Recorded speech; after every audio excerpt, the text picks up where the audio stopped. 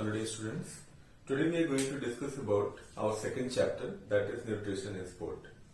Whatever things are given to write in your copy are in PDF version. You can access it through our school website. I think you all are following that. So access it from there and write it down in your copies, okay, which I told you to make, and complete your notes within the time, whatever time you are getting, extra time you are remaining at home. So hope so that you are utilizing your time well. And another thing which I want to share is just remaining at home, you will be little lazy, you will feeling lazy, and you should be a little more active. So definitely you can you can remain at home and you can exercise.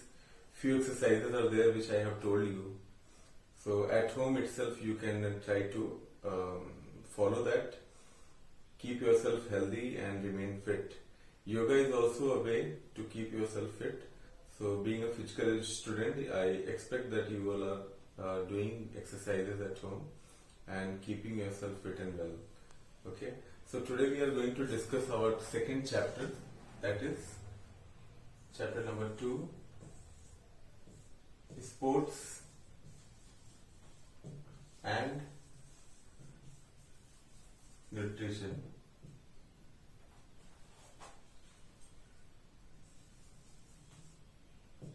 Okay. Sports and nutrition. Generally, whatever diet we take as a general, so we have dal, chawal, roti, sabji, these all things we have in our diet.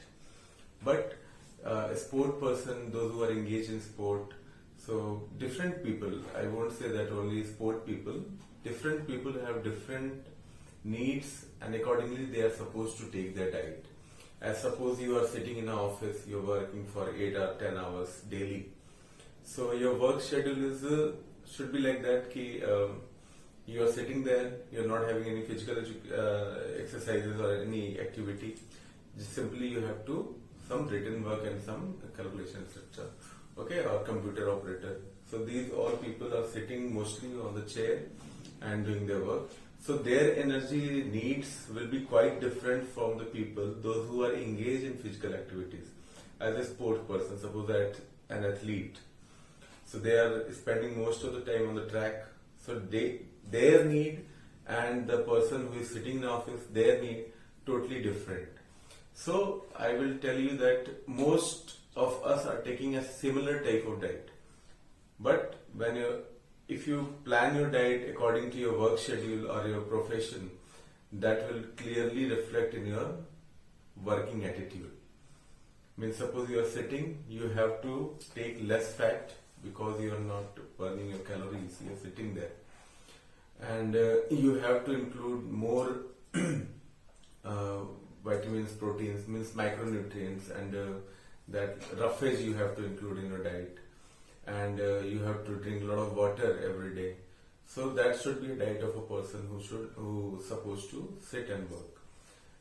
Person who is spending more time on the track, a sport person, should have a diet like they should consume more fats, more proteins, and that carbohydrates for energy. So their diet is totally different. Okay. So in this chapter we are going to discuss how the diet or the nutrition help in the field of sport. So first of all, I'll tell you about the balanced diet. Balanced diet, you know.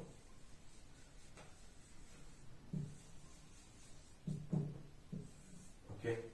Balanced diet is a type of diet which can contain all type of necessary things which you should have in your daily meal.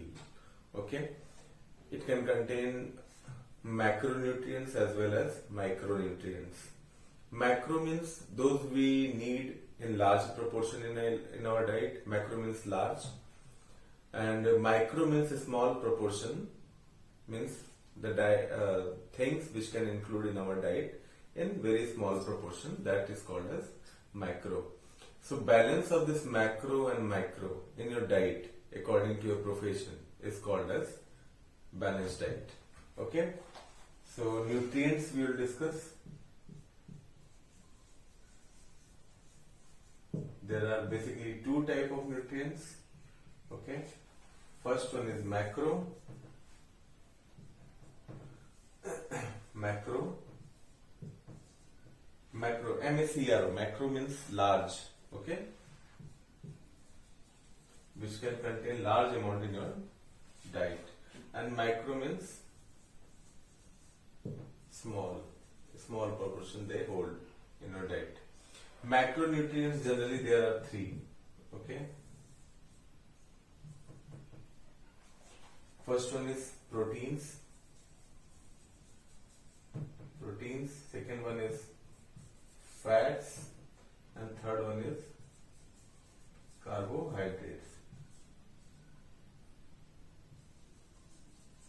Okay, micronutrients are generally the defensive food or protective food, you can say, which can build up your immune system, which can make your body strong, and which can keep you healthy, which can protect your body. That called as micronutrients. So in this you have vitamins,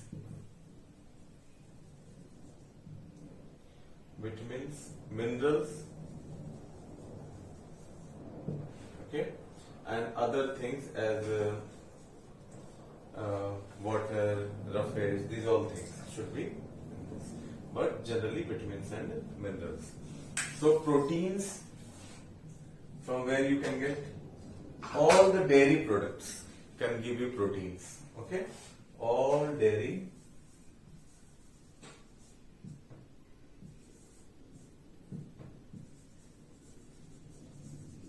okay, and some fish oil or red meat or any non-veg. Okay, that can also give you.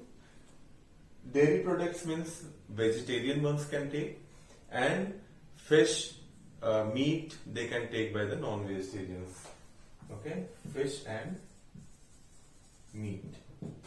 So these are the sources of proteins. Fats from ghee, butter, milk. From these things you can get fats. Carbohydrates, all the sweets items as bread, jam, sweets, okay, potato, rice. Proteins you can also get from pulses.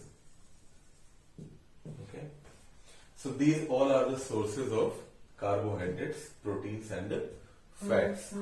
Vitamins, different types of fruits and vegetables.